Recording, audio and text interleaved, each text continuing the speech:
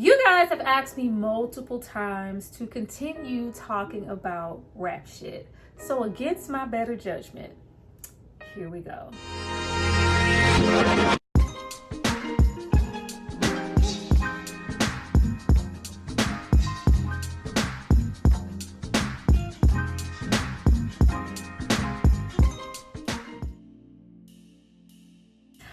Guys, welcome back to my channel. It's Tyra here with another struggle review, here to discuss rap shit.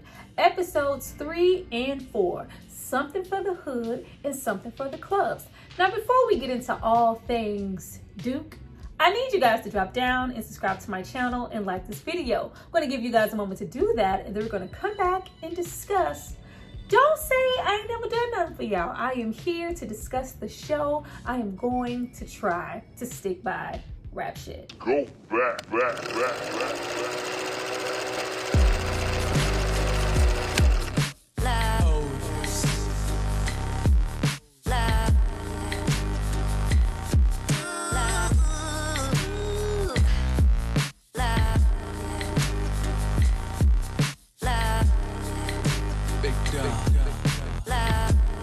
Now that you guys have hopefully subscribed to see more of me, let's get into this show. So we start off episode 3 with a whole lot of Duke. In fact, this entire episode is mostly dedicated to Duke and what is currently going on in her life. And right now, she is really trying to do something more with herself and low-key be a promoter.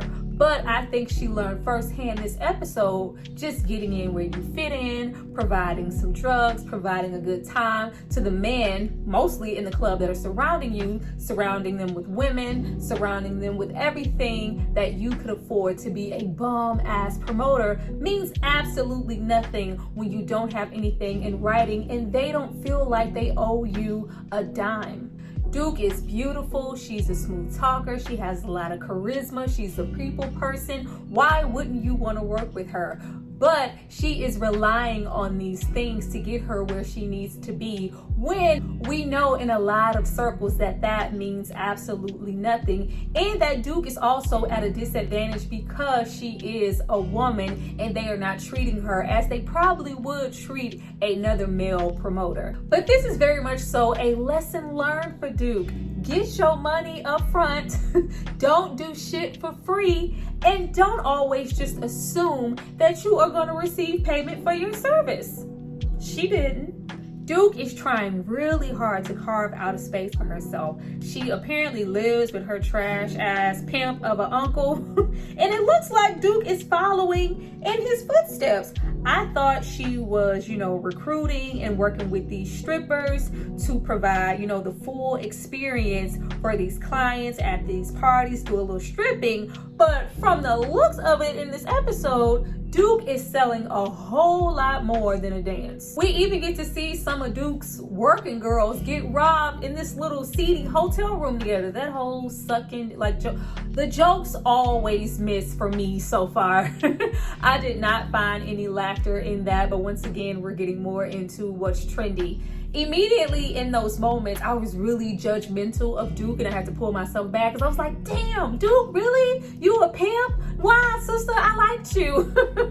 But then I had to remember where we are and, just where we are as a people. The show is located in Miami. This is, a really big part of that get a bag, trying to get flued out ass culture. What exactly do we think is taking place when people are getting a bag, scheme and seduce and scheme, we're trying to get flued out. What do we think is happening? Sex. We even have Pretty V here acting her ass off. I was like, look at Pretty V from Instagram from Wildin' Out. I just love Issa Rae and whoever is behind the camera when they give opportunities to people that we know probably wouldn't afford them if it wasn't for certain people in the industry. She's here low-key as Duke's bottom bitch from what I could tell. And she just wants Duke to buckle down, take it serious. But you can kind of see that Duke is on a whole nother plane. She doesn't actually want to do this for a living, and she would much rather look at other opportunities, like maybe signing or trying to manage or promote Mia and Shauna as a group. And you can kind of tell from their conversation in the car that she's tried to recruit Mia before as one of her other bottom bitches. I was like, what exactly are we trying to do here, Duke? But from the looks of it, it seems like she is trying to move on and do something else for herself. Now, speaking of getting your shit in writing and getting your money up front, let's get into Lamont. Baby daddy Lamont is having a hard time in this episode. I love how we have him spending time with his daughter. You know, we got an Instagram and Facebook and like daddy duties on that. Like, yeah, I gotta prove I was with her. I ain't with her a whole lot. But it was very much so cut short because he always has something to do. He is grinding, which is really commendable. He is trying to get that bread, you know, trying to make the beats. But in the process of getting that bread and making those beats and wearing gold watches and wearing gold chains, our car is repossessed. And everybody's looking like, what? Didn't you just cash app Mia $4,000 last episode? What is going on with your money to where you can't afford to keep your car on the street? Now, we clearly see in this episode that Lamont really does have a deep desire to be a good dad, but he has been grinding. This show as a whole at the moment is just about grinding, hustling, making a way, trying to get over in every which way that you can. But right now, it's like, where are our priorities lying if we are, you know, dripping, but our cars are getting repossessed, and then we have to go and pawn these items, which we see it just absolutely killed him to do. But to Lamont's credit, it's not like he didn't have a plan. But once again, we are expecting people to pay what we owe, and we don't have anything in writing, and we didn't get our money up front. We got some money up front, but you see him calling about an invoice. He was supposed to receive payment for a beat, and it's just basically chopped up to, you know, whenever we get to that. Some people receive that shit years later, like, bye, nigga, like they... Dude on the phone just absolutely did not care, and this just devastates Lamont, and it's just pretty much a lesson learned of trying to incorporate himself into the industry. Nothing is guaranteed. Money today may not be money tomorrow, so you might want to put some of that shit up. I love how Gran is just like, well, baby, we can call somebody down at the church. You know, we can always call the deacon. But what I love most in this episode was that relationship that he has with Mia, and even though they do have, you know, that baby mama, baby daddy situation going on, she did not beat him down at that moment, and she understood what he had going on and put her feelings to the side. And it's just like, you can tell he was really prideful, like, just bring me the car seat, I'm Uber, I'm gonna figure it out. She's like, if you need a ride, I can give you a ride. I'm not only just gonna give you a ride, but I'm gonna give you back some of the money that you just gave me to get your car back, which was so big of her. But it's just like, there are clearly layers to Mia. She's not, you know, just one note, and she is more focused on him being the best father that he can be. And you can't be that if you can't get around or if you are struggling. That doesn't benefit me in any way, so why wouldn't I help you? Like, I wouldn't be surprised if they got back together. They have really good chemistry, and you can really see that they care about each other. Go Lamont. Now we also have Maurice and Ahmad here. Well, he's not quite Ahmad here. This is not Insecure. Here he is hood, Haitian, and has a girl. Totally different character, but I was happy to see him once again. But we get back into the scheming part and what exactly Shauna is doing with those credit cards. She is taking pictures, sending the information to Maurice, and he is going, buying stuff in the store, and of course selling it later for profit. Now, if I'm gonna be seducing and scheming, I'm definitely not gonna go in one store and buy so much shit at once and almost get caught. Like, that was so funny when we had the lady asking for ID and let me match this up. You had a really big significant order for me to just let you slide out of here without some proof that this car belongs to you. Yeah, what about that Similac? What about that milk? What about the, yeah, get caught if you want to. But we get into, I guess, Maurice and Shauna's relationship being deeper than we thought. I thought it was just mostly on a friend level, but them having this type of dynamic and layer of trust between each other is totally different. Like, y'all putting y'all shit at risk. This is fraud. This is thievery. This is jail time. And I even identify, you know, with our Ahmad part 2 that, you know, hey, do you trust her? Can we trust her if, you know, shit goes down? Can we be, you know, squared away that she's not going to say anything? How do you, like, how well do you know her? It's only been, you know, a few months. And, you know, hey, that's a big question because for the most part, what we've seen for Shauna, it has not all been bad, but it hasn't all been great either. She is a character. But not only does he trust Shauna, you actually see that he likes her. It seems like they maybe have a little chemistry. When you're having problems with your boyfriend and he is miles away, dude is not down the street. But it'll be really interesting to see where that goes, and if their relationship blossoms into anything more than this, and what exactly is going to happen when they get caught, because best believe they are going to get caught. But we pretty much end off this episode with Lamont making good on his deal with Mia. Of course, she didn't want to make him feel too bad that she was giving that money back. So it's just like, no, I'm not just giving you the money back for your car. I want you to make a beat. And boy, did he engineer and make a beat and take off that Kang Wang with it. Kang Wang with it. It made it very much so their own. We can't Kang Wang all the way to the bank. That's when we get sued for copyright and then we ain't got no money. But the beat actually slapped and he did really, really great. It was really nice to hear their verses, and they were excited too to hear it on, anybody can Kang Wang. This is a familiar sound. That's why, when people can't rap, they sample from older artists, because you can sway with something old whether the rhymes are good or not. But their song sounded good regardless. They are going somewhere with this. And clearly Duke recognizes that too, and she is trying to connect herself with Mia before this episode ends. And it's just like, oh, you gonna introduce us to the right people? You gonna help us for free? Yeah, no.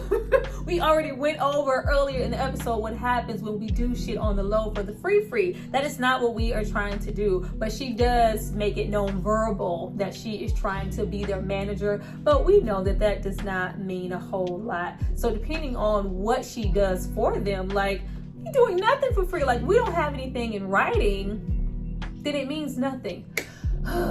Get your stuff in writing. Now, once we get into episode 4, something for the clubs, we get into Duke once again letting the girls supersize it, because Duke is in charge of the girls and they had a good month. Now, we have all of these girls collectively, especially Pretty V, the bottom bitch in the front, make this money, and from the looks of it, by the end of the episode, Duke has spent all of this money to make sure that rap shit got played in the club. Like, sacrificed all that money for Seduce and Scheme. I was like, is this code? Like, I never understood the dynamic of pimps and sex workers. Like, you're giving Duke the money to do what with it? Like, is she providing you with protection?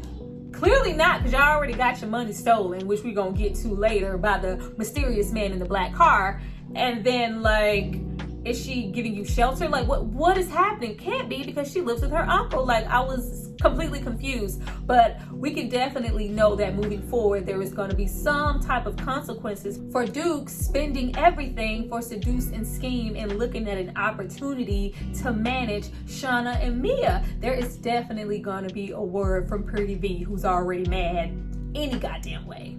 Now, we also get into Mia's character, her background, a whole lot more in this episode, and it really made me appreciate her even more as a character, because we get a little background as to why Mia may be the way that she is. And it starts at home with both of her parents. We see this episode that her dad is locked up. Maybe you can get your video on 106 and Park. Like, daddy, no, baby, it's 2022. Her daddy, from the looks of it, has been locked up for a majority of her life, and you can tell that she is really clinging to the opportunity that he may be able to get out, and she just misses that bond that she has with them, and from the looks of it, has a really great one with him, even though he is behind bars. But as far as her mother goes, when she tries to confide in her, talk to her mother here is completely emotionally unavailable. She is one of those mama gotta have a life too ass mamas. You see from the looks of her mom and maybe her dad that they maybe had Mia really young, and that the mom is just not quite done living her life yet. And at this moment, she is the babysitter grandma, and may not even be that good at that, because you see that she's probably the party grandma. She drinks a little bit. We even have a moment in the episode where she doesn't quite know where Mia's daughter is, and you just really put the pedal to the metal as to why this really needs to work out for Mia. Because if I'm here, you know, promoting this rap shit and, you know, trying to get our record played and out at clubs. My daughter is who knows where with my mom. She is not, you know, not only emotionally supportive, but she drinks a whole lot. I really need this shit to work out, because if it isn't, I'm just low-key hanging out in the club, and that's not what I'm trying to do. I don't want to waste any time. We really see a lot of emotionally like maturity as far as me is concerned to me in this episode, especially when we get into the dynamic of the car ride and we have Duke spot the mysterious person who ran off with the money. She's pulling out a gun, putting them in a really unsafe scenario, and she's just looking at everybody. Everybody's high on Molly and shit. Like, what is going on? What is happening? Like, this is not safe. Shauna, get your dope ass in the car. And Duke, why would you do this? Like, whatever you have going on, like, is this what we have to look forward to as far as management? Like, you literally are jeopardizing our lives and putting us in these hood ass scenarios. Absolutely not. Get your ass in the car. I enjoyed Mia this episode. Now we also get into Shauna, who could just care less about what Duke has to offer and doesn't see any value in what she thinks she can bring to them as a group. Shauna, I love that, like, I don't laugh at a whole lot in this show, but when Shauna rolled up in her matronly, solely sanctified ass dress, like, where were you going in that whole dress with pantyhose down to your knees? Like, girl, you didn't even try. We're going to hang out at the bar. We're going to the club. Where are you going? Shauna is very much so judgmental and a complete Debbie Downer for majority of this episode. It was like, damn, what else do you have going on? What other opportunities do you have happening? You try to reach out to your little circle of friends. Nobody is willing to try to support you, but the one person who comes along who can maybe provide something, maybe not, but at least give Duke the opportunity to do so before you start to talk shit and immediately downtrod her. Like, God damn, Shauna, just enjoy the ride, girl. It's just, Shauna was very focused on being one of those I told you so ass people. Why would you even let her try? We're wasting our time. Like, you can't do nothing for me. I'm like, ma'am, do not do this. I was not 100% for Mia's friends continuing to ostracize and talk about her the entire time. Like, loosen up, get the stick out of your ass. You always been stuck up. You always thought you were better. You always thought you were this. They had a comment about everything as to why Mia should not be dealing with her. And it really has me concerned as to what their friendship dynamic was prior to this and what kind of friendship that they are going to have now that they are tied together via them rapping. But I couldn't hate on them that bad because we can totally feel it coming off of Shauna this episode and how she behaves up until she, you know, decides to loosen up and pop the Molly. I'm sweating Molly, X, whatever they had, y'all. She was feeling good, especially with what she has going on with Cliff, the boyfriend, in this episode, and just feeling like he's not understanding. We already know where that's going, but it's like, hey, everybody needs to just chill. Nobody in this car has room to talk about anybody. Nobody's better than anybody. I might be stuck up, I might be this, but hey, you were sitting here all night waiting for somebody to bring you an abort the mission pill to the club. Like, hey, relax. Now, of course, we have to have moments of the show being trendy and on point with what's current, everything being shown from that POV of a phone and social media. We constantly have everybody in this show on social media. They have to stream and go live for every single little thing. I don't do that, but you know, hey, that's what it is. But we do have a jokey joke moment where they are high. We have horse emojis and they're just out of their minds. And you know, hey, come find me by this sexy tree. Didn't do a whole lot for me, but we have established now that I am not here for the jokes completely. But what I am here for is the hustle that Duke had going on this episode. I was very much so surprised that I was like, damn, she did not learn her lesson from last episode of, you know, the whole word about. She's like, kind of, yeah, baby, I'm Duke. Like, you know me, I know you. Like, I know this person. Yeah, you might know of this person. You might have even met this person. But from a business standpoint, this person does not give a damn about you. Just because you provided somebody, I'm assuming, with some ass from some strippers, doesn't mean they owe you or have any obligation to listen to the girls or let you into a party. You see immediately that she's trying to use money to get them into this bar early on. down. She's trying to get into connection with someone named Sam, at which they can't get in, you know, putting the further battery into Shauna's back. Like, see, I told you she wasn't going to. But what I can respect is how relentless she was this episode. Like, she was not giving up. This is my opportunity out of that lifestyle. Whatever I have to do to get this record heard and played, that's what I'm gonna have to do. If I have to seduce and scheme, pay a little money, tell a DJ one thing, tell, you know, a nigga in this corner another thing, oh, I'm sending them some bottles, oh, I ain't paying. But in the end, we did see that she did have to pay for it. And she was happy that she, you know, accomplished getting the song, but she, from the looks of it, spent like every single dime that she had. And once again, she just got, you know, a thank you. Nothing was solidified, you know, like, oh, okay, thank you so much, our song. But nothing was set in stone that, hey, I got y'all record played in the club. Somebody's going to hear it, you know, more on social media, this, that. It can go far from this moment. Nothing is in writing that says that Duke is their promoter, their manager, their anything. Get your shit on paper. Now, in the end, in the club, we do have a very high Shauna decide to rip up her dress, show a little skin. I can be fun too, goddammit. Even in my Paul Bearer matronly ass dress, the whole scene with her in the bathroom, I did find it funny. But more importantly, she spots Maurice in the club. Spots Maurice in the club. Now, though she was, you know, popped them out, I'm sweating and whatnot, the feelings were very genuine and flowing through, and they were slow wine for me. Baby girl, I'm doing on my mind, seeing you in my dreams all the time. Baby girl, you're so fine, standing in front of me. Now won't you wine for me, wine for me. They was having a good ass time in the club. I feel like if Seduce and Scheme hadn't came on, they might have seduced and schemed their way into the goddamn bathroom and seen what was up. Like, okay, we see what's going on here. But I did peep that Mia and Shauna did have a moment in the club prior to that.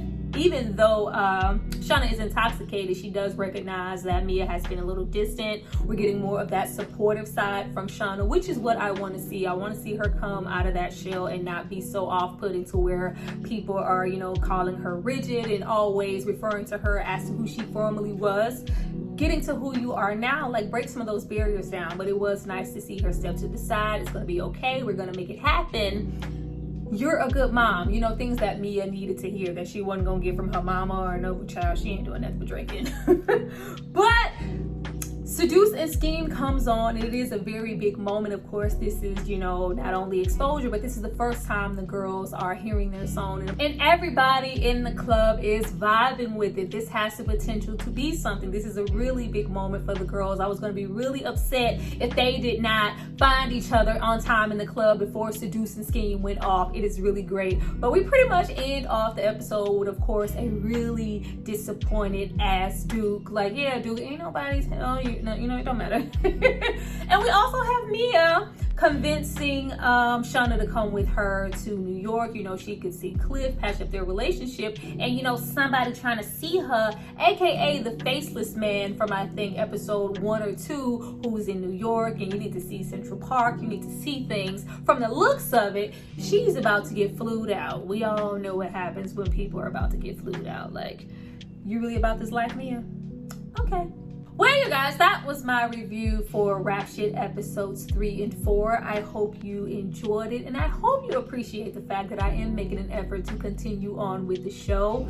I'm still not, you know, amazed. It's not my favorite show, but I do think it's heading in a better direction, and it probably will get better in the end, you know, the further that it goes along. But I am glad that we are getting to the nitty-gritty, and we finally got the girls, you know, some exposure, and we are, you know, from via this episode, next episode, we are getting out of Miami and we are going to New York. That's a totally different vibe.